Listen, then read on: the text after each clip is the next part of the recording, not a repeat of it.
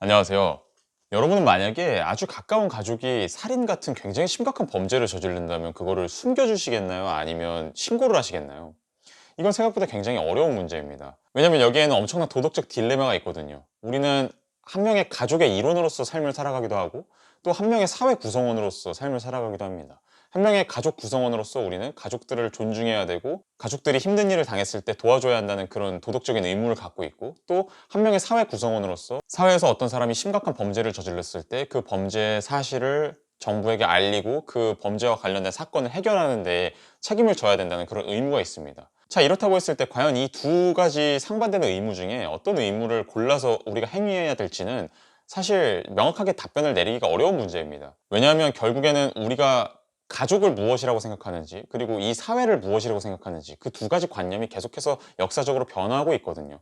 우리가 지금 익숙하게 누리고 있는 사회적인 제도나 법적인 장치들은 상당 부분 근대 서구에서 형성된 것들입니다. 그런데 서구의 근대가 어떤 시기냐? 식민지 지배를 시작하고 또 제국이 엄청나게 팽창을 하고 그러던 시기입니다. 한마디로 하나의 국가가 강력한 왕권이라든지 강력한 정부를 바탕으로 수많은 사람들을 통제하는 하나의 질서를 바탕으로 최대한 많은 사람들을 통제하는 그런 거대한 시스템을 만드는 것이 되게 중요했습니다. 그 당시에 생겨났었던 어떤 법적인 관념들, 철학적인 관념들, 윤리학적인 관념들 그런 것들을 지금까지도 우리가 상당히 많이 지니고 있고 그렇기 때문에 우리는 그래도 한 명의 사회 구성원으로서 전체 사회의 공리에 이바지하는 방향으로 행동을 하는 것이 최대한 도덕적으로 우리가 추구해야 될 방향이 아닌가 이런 생각을 암묵적으로라도 품고 있는 경우가 상당히 많습니다. 그런데 문제는 이런 서구 근대적인 관념은 역사적으로 봤을 때는 굉장히 우연적인 거라고도 볼 수 있고요. 왜냐하면 사회의 형태가 변화하면은 그런 똑같은 도덕 의식이 적용되지 않을 수도 있는 거니까. 그래서 다른 시대의 다른 종류의 사회들에서는 그런 식의 윤리적인 관념을 품지 않는 경우도 상당히 많았습니다.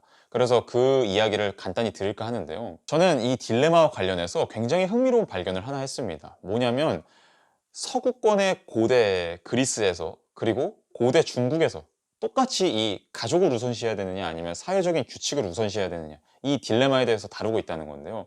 바로 한 가지는 소크라테스에 대한 이야기고 한 가지는 공자 혹은 맹자에 대한 이야기입니다. 먼저 소크라테스에 대해서부터 말씀을 드리면 플라톤의 대화편 에우티프론에서는 제가 아주 예전에도 소크라테스에 대해서 이야기하면서 영상을 하나 올렸었던 적이 있는데 그 에우티프론이라는 대화편에서는 그 에우티프론이라는 사람이 자신의 아버지가 살인죄를 저질렀다고 고소를 하는 그런 장면이 나옵니다. 근데 소크라테스가 그 이야기를 듣고 되게 충격을 받은 거예요. 아니 아무리 아버지가 살인죄를 저질렀다고 해도 그래도 본인의 아버지인데 어떻게 그렇게 바로 주저없이 신고를 해버릴 수가 있지?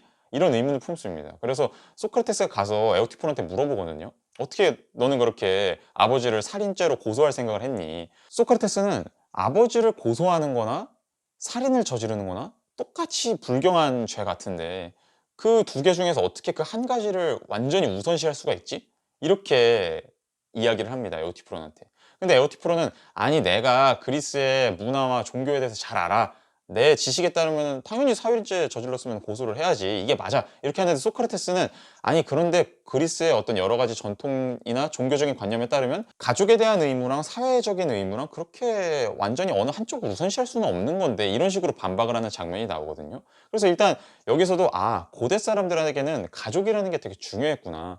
지금 우리가 생각하는 것보다 가족이라는 것이 차지하는 역할이 상당히 중요했구나. 그런 걸 알 수 있습니다. 왜냐면 한번 생각을 해보면 고대는 어쨌든 농경이 굉장히 중요했으니까 농경 사회는 기본적으로 가족이 되게 중요했단 말이죠. 가족끼리 일을 분담하고 가족끼리 일을 처리하고 그런 게 되게 중요했고 그리고 또 지금에야 사회적인 어떤 복지 시스템 같은 것들이 상당히 발달했고 의료 시스템도 발달했고 그러니까 가족이 없더라도 돈만 있으면 본인이 늙어서 좀 고생을 하더라도 돈만 있으면 어디 가서 뭐 호스피스도 받을 수 있고 요양도 받을 수 있고 그렇지만 고대에서는 그러기가 굉장히 힘들었을 거란 말이죠. 그러니까 늙어서까지 되게 평온한 삶을 살려면 어쩔 수 없이 그 가족 관계가 되게 중요했을 겁니다.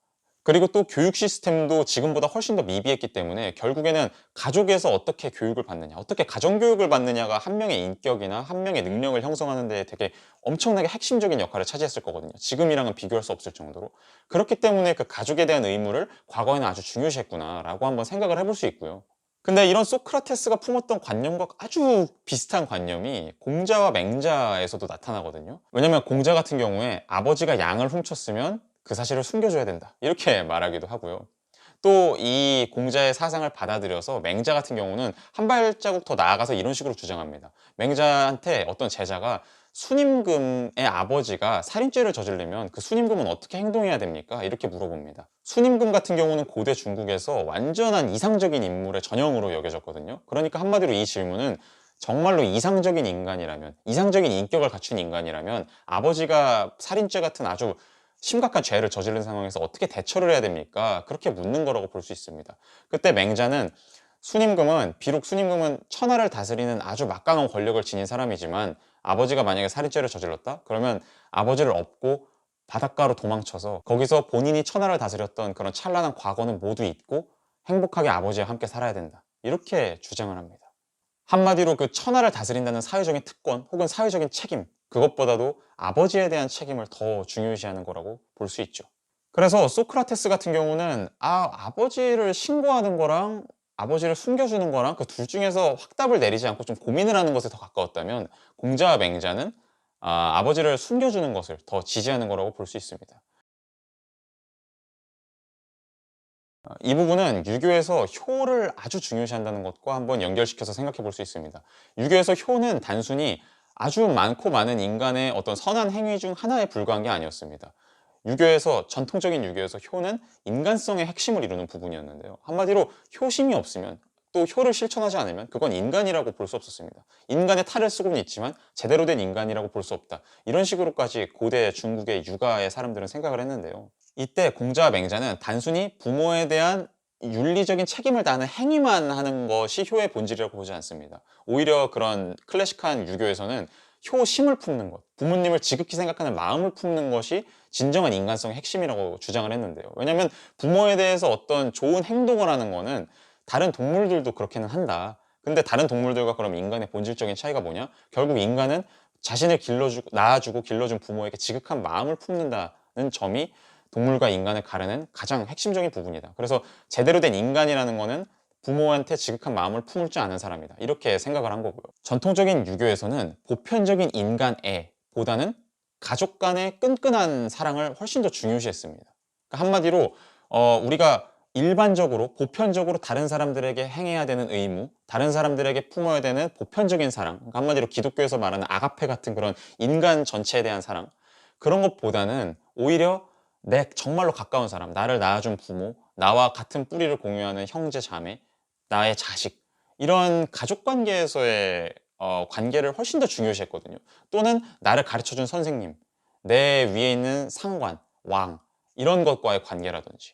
지금 생각해보면 이런 전통 유교의 생각이 굉장히 꼰대같이 들릴 수도 있지만 반드시 그런 건 아닐 수도 있습니다. 왜냐면 공자와 맹자의 생각은 그거였거든요. 그렇게 가까운 사람을 사랑하는 건, 나에게 호의를 베풀어주고 나한테 책임을 져준 그런 사람에 대해서 내가 사랑의 마음을 품는 건 굉장히 자연스러운 인간의 마음이다. 생각해보면 그렇잖아요. 그런 마음을 품는 게 되게 자연스럽고 좋은 인간이지, 배은망덕하게 자기를 책임져주고 자신한테 호의를 베푼 사람한테 아무런 어떤 좋은 마음도 품지 않으면 그건 되게 악한 인간이라고 볼 수밖에 없잖아요. 그런 점에서 전통적인 유교에서는 이런 자연스러운 인간의 마음에 되게 주목한 거라고 볼 수 있고요.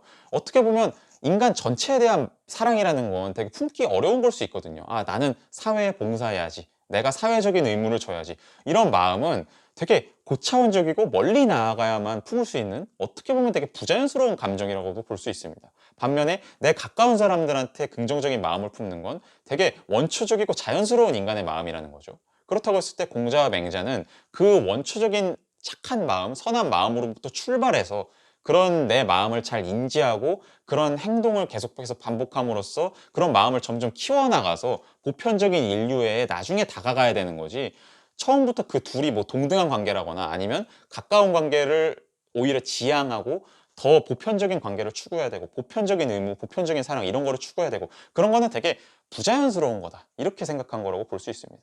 저는 이런 아이디어가 되게 설득력 있다고 생각해요. 과연 나의 삶을 돌이켜 봤을 때 내가 다른 사람들에게 사랑의 마음, 다른 사람에게 책임을 다해야 한다는 마음, 다른 사람들에게 호의를 베풀어야 한다는 마음, 이런 것들의 출발점이 뭘까 과연 생각을 해보면, 저 같은 경우에는 결국에 어렸을 때 어머니가 나에게 매일 아침밥을 해줬다는 거, 할머니가 나한테 되게 많이 놀아주고 좋은 말을 해주고 칭찬해주고 그랬다는 거, 결국에는 그런 가족이 나한테 베풀어줬던 사랑으로부터 출발해서 제가 그런 사랑의 마음을 갖게 된 것 같거든요.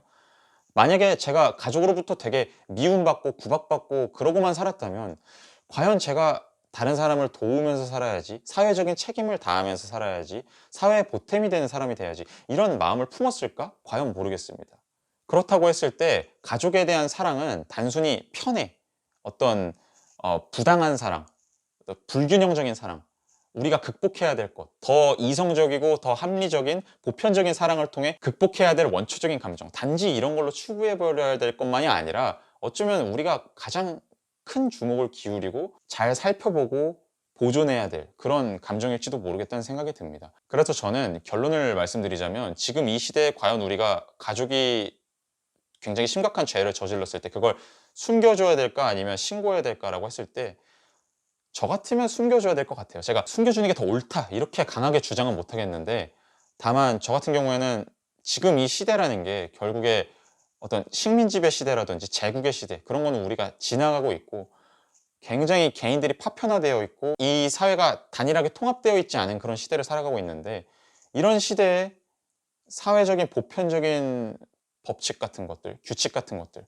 그런 것을 가족보다 더 우선시하고 내 가까운 사람들보다 더 우선시하는 게 어떤 의미가 있을까 싶습니다. 저는 오히려 가까운 사람들에 대한 사랑의 마음으로부터 시작해서 사회 전체에 대한 어떤 선한 마음으로 나아가야 되지 않을까. 그게 더 이 시대에 가능성 있고 실현 가능한 윤리학적인 방향성이 아닌가 싶습니다. 네, 이렇게 가족을 우선시해야 되느냐, 사회를 우선시해야 되느냐의 딜레마에 대해서 제가 가진 생각을 간단히 한번 말씀드려 봤는데요. 여러분은 이 딜레마 중에 어느 쪽을 택하시겠나요? 네, 여러분의 생각이 있으시다면 댓글로 많이 남겨주시기 바라겠습니다. 오늘 준비한 내용은 여기까지고요. 다음에 또 재밌는 내용으로 돌아오도록 하겠습니다. 감사합니다.